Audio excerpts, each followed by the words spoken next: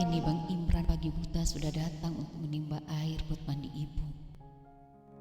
Sebelum berangkat kerja sebagai kuli bangunan, Bang Imran terlebih dahulu menimba air dan mengisi air bak sampai penuh. Dan Mbak Rahmi setiap harinya masak bubur untuk ibu sarapan pagi. Sudah seminggu ini perubahan itu muncul pada kedua saudaraku. Aku berpikir mereka sudah berubah. Dan inilah saatnya kesempatanku untuk mencari pekerjaan yang dekat dengan rumah. Agar nantinya aku bisa mempunyai waktu luang untuk sesekali melihat keadaan ibuku. Kebetulan toko di depan rumah membutuhkan karyawan untuk pelayan tokonya.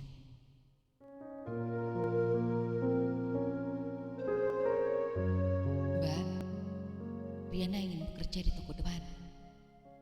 Kebetulan yang punya toko lagi mencari pelayan tokonya. Izinku pada Pak Rahmi. Ya nggak apa-apa dek, jangan khawatir.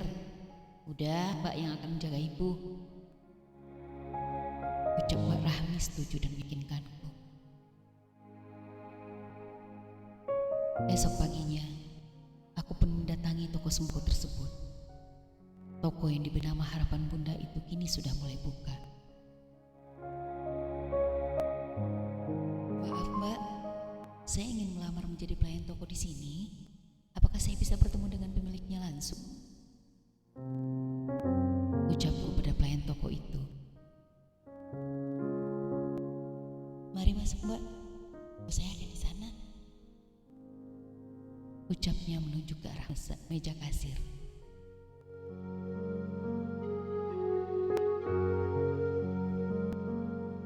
Maaf mengganggu Pak, saya ingin melamar di toko ini sebagai pelayan. Ucapku langsung ke intinya.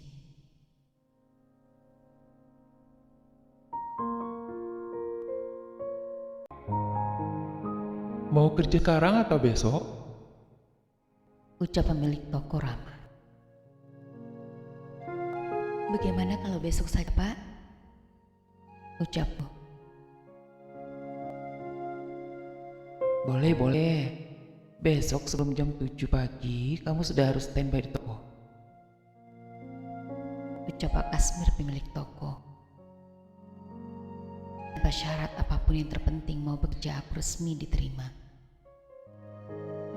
Bekerja dari jam 7 pagi sampai jam 5 sore aku digaji sebesar Rp1.500.000. Gaji yang lumayan untuk keperluan 1 bulan.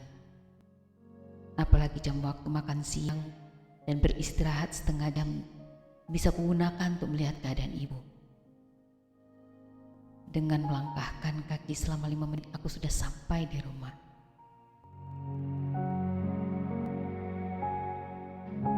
Bagaimana nak? Apa kamu sudah diterima bekerja?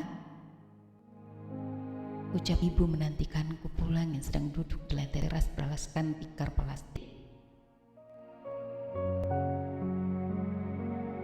Alhamdulillah Bu, berkat doa ibu Riana besok sudah mulai bekerja.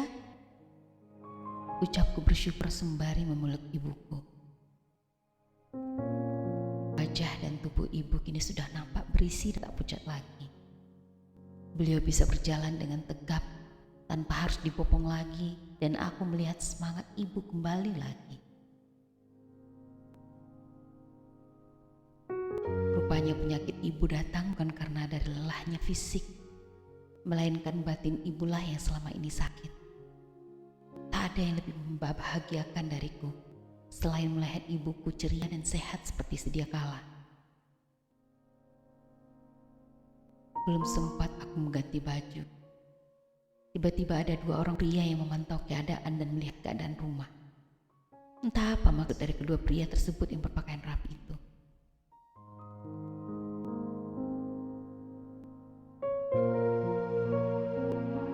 Sudah pulang dek? Syukurlah, Mbak izin keluar sebentar ya. Ada urusan yang Mbak harus selesaikan. Ucap Mbak Rahmi yang sudah berpakaian rapi. Tak biasanya Mbak Rahmi terlihat sangat ceria seperti itu. Ada yang mengganjal di hati ini, namun ku hempaskan pikiran negatifku. dengan menjinjing tas hitam entah apa yang ada di dalamnya. Aku pun tak tahu dan merasa tidak enak untuk bertanya pada Mbak Rahmi.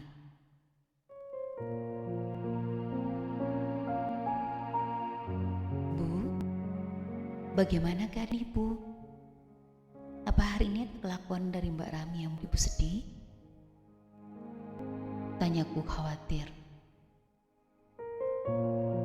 Rahmi sudah berubah, Nak. Malahan tadi membelikan Ibu sebuah daster. Ini yang Ibu kenakan sekarang? Ucap Ibu bahagia. Aku sangat bersyukur. Akhirnya perhatian Mbak Rahmi kepada Ibu bukan sekedar di mulutnya saja, melainkan juga langsung dipraktekkan. Tak lama, Mbak Rahmi pun pulang bersama Bang Jamal dan Bang Imran. Mereka sepertinya janjian dan akan bertemu dengan seseorang.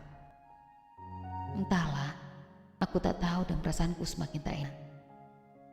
Namun aku tak tahu mengapa aku merasa curiga dengan kedua kakakku dan kakak iparku itu.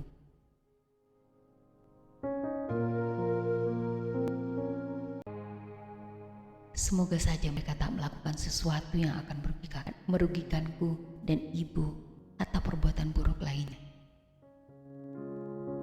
Sebelum aku pergi bekerja, terlebih dahulu aku memastikan makanan serta air mandi ibu yang sudah disiapkan oleh kedua saudaraku. Bak mandi ibu sudah diisi penuh dengan air oleh Bang Imran seperti biasa. Sementara bubur ibu masih berada di atas api dan sebentar lagi akan matang. Aku pun mengambil handuk guna mengguyur tubuhku di pagi hari untuk persiapanku bekerja di hari pertama.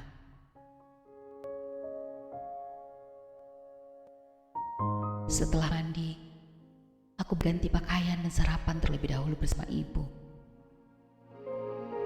Beruntung Mbak Rahmi dari subuh sudah memasakkan makanan untuk kami. Mbak Rahmi begitu drastis berubah. Tak ada lagi kata kasar yang terdengar dari mulutnya. Begitu juga dengan suaminya Bang Jamal. Sampai di tempat kerjaan, aku pun memulainya dengan melayani pembeli, kemudian barang sudah dipilih dan dibayarkan. Kumasukkan ke dalam kardus. Hari pertama bekerja memang begitu melelahkan. Kuusap seluruh keringatku yang bercucuran di kening dengan telapak tangan.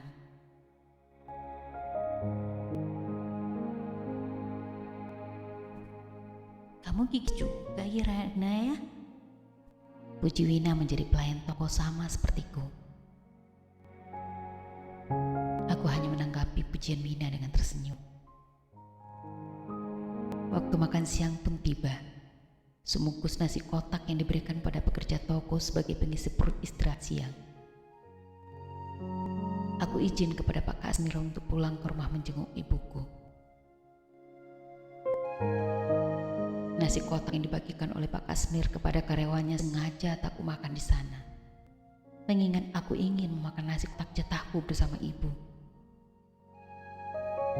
Sesampainya di rumah, dua pria yang kulihat mencurigakan kemarin datang ke rumah. Saat aku pulang, wajah Mbak Rani terlihat sangat ketakutan. Begitu juga dengan Bang Jamal dan Bang Imran kebetulan ada di situ.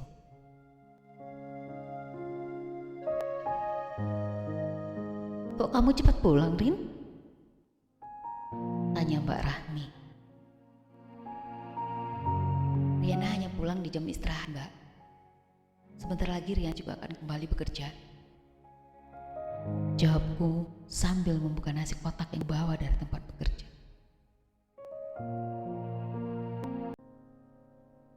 Makanlah Bu, ini nasi yang dibagikan bos Riana pada karyawannya, ucapku. Kamu makan saja nak, ibu sudah kenyang. Tadi ibu dibelikan lauk oleh Imran, dan barusan kami selesai makan siang. Andai ibu tahu kamu akan pulang, ibu pasti akan menunggumu untuk makan bersama, ucap ibu. Bu, siapa tamu yang ada di luar? Tanyaku ingin tahu. Oh itu, ibu juga kurang tahu nak. Cuman tadi ibu diminta coret kertas pakai jari jempol ibu. Ucap ibu pada sambil menunjukkan bekas tinta jari jempol kanannya.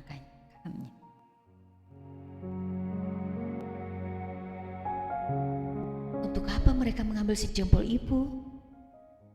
Tanyaku lagi penasaran. Kata Rahmi, untuk tanda tangan surat bantuan dari pemerintah. Katanya ada bantuan berupa uang dan rekening uang itu atas nama ibu. Jelas ibu. Entahlah, mengapa perasaanku sedari tadi merasa tak enak. Seolah akan ada kejadian yang buruk menimpaku dengan ibu. Kuhabiskan nasi kotak itu sendirian. Usai makan, aku mengambil air wudhu dan bersiap untuk segera sholat zuhur. Setelah sholat, aku pun kembali ke tempat kerja dan pamit pada ibu. Saat aku melangkah ke ruang tengah, kedua pria yang berpakaian rapi tadi sudah tidak ada. Hanya meninggalkan Mbak Rahmi seorang. Karena heran aku pun menanyakan keberadaan pria itu. Kata Mbak Rahmi, Bang Jamal dan Bang Imran sudah berangkat bekerja kembali. Mereka pulang hanya untuk menjadi saksi atas bantuan dari pemerintah. Aku pun tak bertanya lagi mengingat Mbak Rahmi sekarang ini sudah berubah drastis.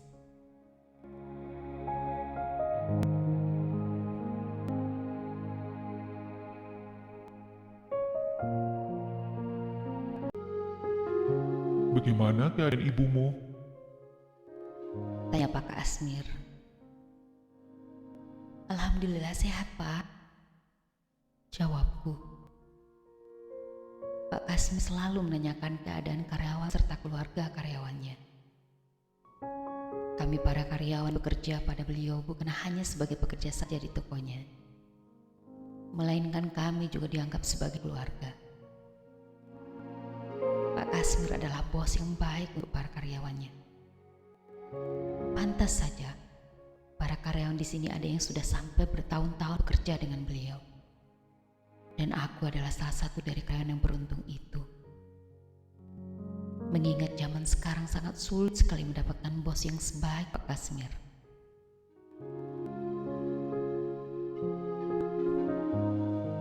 Riana, kamu tahu nggak kalau Bagas anak bos kita selalu curi-curi pandang padamu? Ucap Wina temanku. Itu cuma perasaanmu saja, Win. Lagi pula di sini aku datang untuk bekerja dan bukan untuk datang menggoda siapapun. Ucapku biasa saja.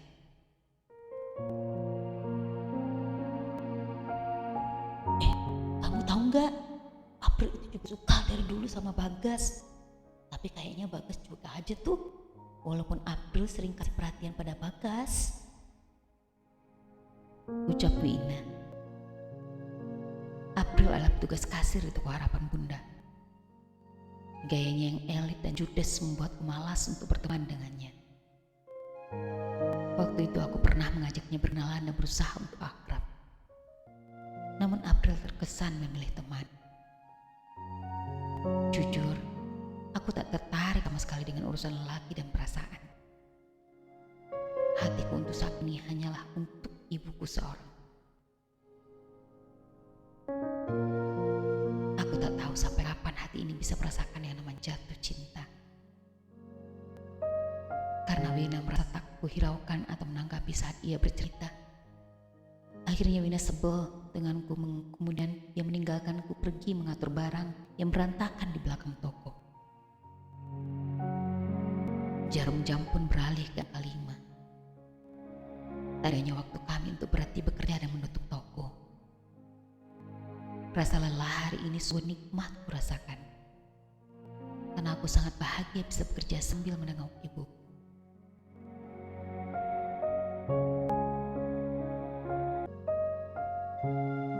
Sesampainya di rumah, Aku melihat ibuku sedang duduk sambil menjahit rokku yang robek waktu itu. Aku lega dan tersenyum melihat ibu dalam keadaan baik-baik saja. Ibu, kenapa repot-repot menjahit rok Riana? Riana bisa jahit sendiri kok, Bu. Ucapku menyapa ibu. Ibu gak ada kerjaan. Kebetulan tadi ibu lihat rok kamu sudah sobek. Ibu langsung menjahitnya. Ucap ibu senang. Aku pun pamit untuk mandi soh dan berganti pakaian. Setelah badan ini segar, aku langsung menghampiri ibu yang sudah selesai menjahit rokku. Bu, Mbak Rahmi kemana ya? Tanyaku. Mbakmu itu sedari tadi siang pergi keluar rumah dan sampai sekarang ini belum pulang. Jawab ibu agak khawatir. Loh, bukannya tadi siang Mbak Rahmi ada di rumah, Bu? Ucap heran. Iya, tadi pas kamu balik ke tempat kerja, Rahmi langsung pamit sama ibu untuk pergi keluar sebentar. Katanya ada urusan penting. Hingga sampai saat ini ya belum pulang juga. Jelas ibu.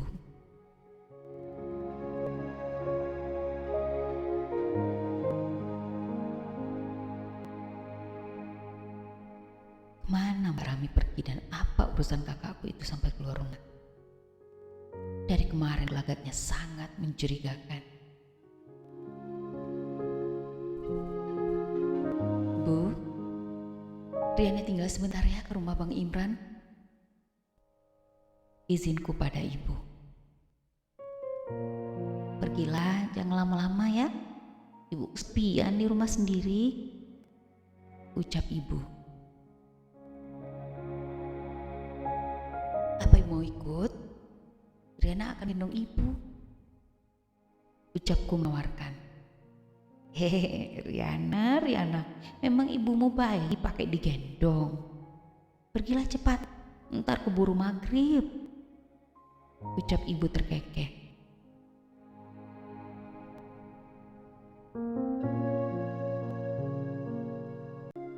Aku pun pergi ke rumah Bang Imran. Sampai di sana pintu Bang Imran tertutup dan dalam keadaan terkunci. Aku bertanya di mana kakak iparku Yuli dan kedua keponakanku Rizka dan Rizky pada tangga. Namun mereka bilang penghuni rumah Bang Imran sudah pindah sementara di siang dan rumahnya sudah disita oleh rentenir. Aku sangat terkejut mendengar penjelasan tentang Bang Imran. Mengapa tadi siang Bang Imran hanya terdiam saja dan tak bercerita apa-apa? Atau mungkin Bang Imran sengaja tak menceritakan padaku tentang kesusahannya agar ibu tak merasa khawatir dengan masalah beliau, atau Bang Imran merasa takut jika ibu nantinya akan kepikiran dan Bang Imran tak mau membebani ibu lagi.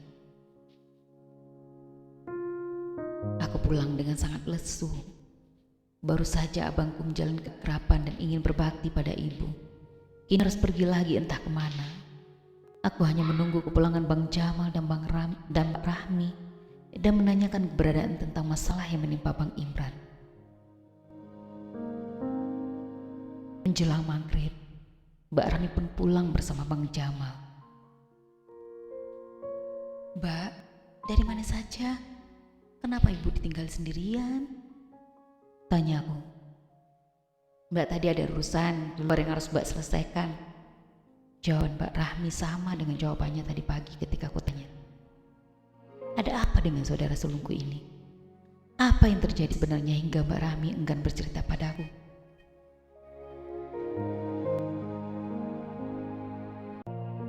Usai menunaikan ibadah sholat maghrib, aku pun menghampiri Mbak Rahmi yang duduk di ruang tengah sembari melipat pakaiannya. Mbak mau kemana? Kok pakaian yang ada di lemari Mbak masukin ke kardus? Ucapku curiga. Mbak hanya memisahkan pakaian yang sudah tak layak pakai. Lemari Mbak penuh dan sesak. Gak ada tempat mengisi pakaian ini. Jawab Mbak Rahmi. Jawaban Mbak Rahmi seolah tak sinkron dengan apa yang sedang aku lihat. Semua baju yang bagus-bagus dimasukkan ke dalam kardus. Sementara baju yang robek dan tak layak pakai dimasukkan ke dalam lemari. Mbak tahu tidak jika Bang Imran sudah pindah? Ucapku. Mbak Rahmi sesaat menghentikan tangannya melipat baju lalu menatapku. Jangan keras-keras, nanti dengar oleh ibu. Ucap Mbak Rahmi mengacukan jari telunjuknya ke mulut. Imran itu punya utang.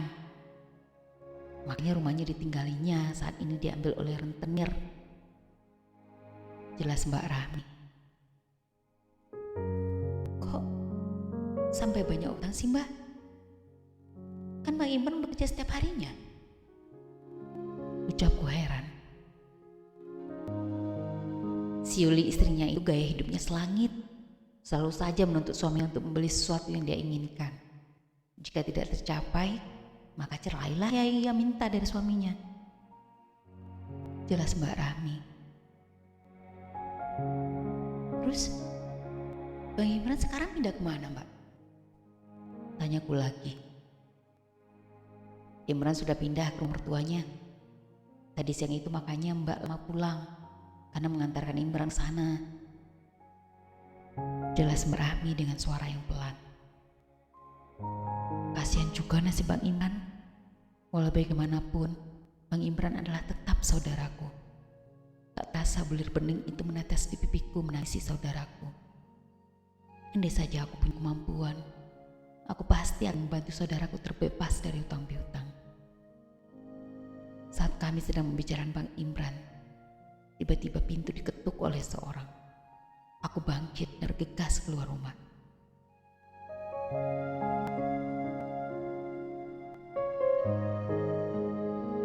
Maaf Mbak, mengganggu malam-malam. Apa benar ini rumah keluarganya Fadil? Tanya bapak itu memastikan. Benar Pak, saya kakaknya. Jawabku mulai khawatir. Jo, bawa ke sini. Panggil bapak itu kepada seseorang. Kulihat Fadil dipopong oleh bapak itu dan membawanya sampai di depan pintu. Ya Allah dek, apa yang terjadi? Ucapku terkejut melihat darah bercucuran dari kening Fadil. Wajahnya bonyok dan lebam akibat pukulan. Adik Mbak tadi dikeroyok oleh pemuda yang berada di simpangan. Kami sedang melerai dan membawanya ke sini. Ucap bapak itu. Kedua bapak itu pun pamit pulang. Aku membopong adikku Fadil masuk ke dalam rumah.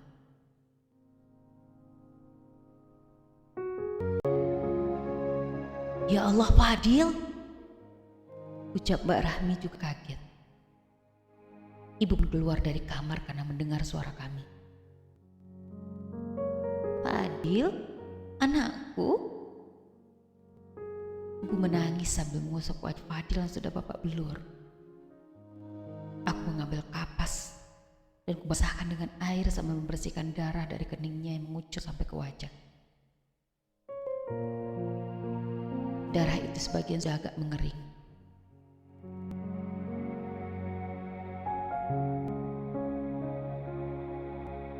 Mau apa kamu kesini lagi, ha? Bentak Bang Jamal yang tiba-tiba keluar dari kamarnya. Bang, sudahlah, Fadil lagi terluka. Ucap Mbak Rahmi menahan kasar tangan suaminya agak tak tersulut emosi. Aku tak tahu apa yang selama ini Fadil lakukan hingga membuat kakak Bakul Jamal sangat membenci.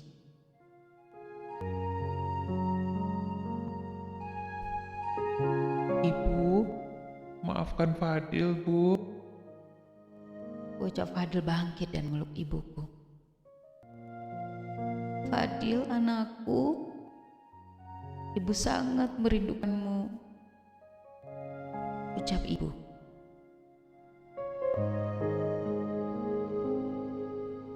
Ibu langsung memeluk Fadil dengan erat. Hari ini Ujatang bertubi-tubi. Bang Imran yang terlilit hutang, kemudian Fadil yang babak belur. Aku merasa kasihan dengan saudara-saudaraku. Di saat ibu ingin menikmati ketenangan kini, hujan datang lagi dari anak-anaknya. Entah sampai kapan ibuku merasakan ketenangan di usia senjanya.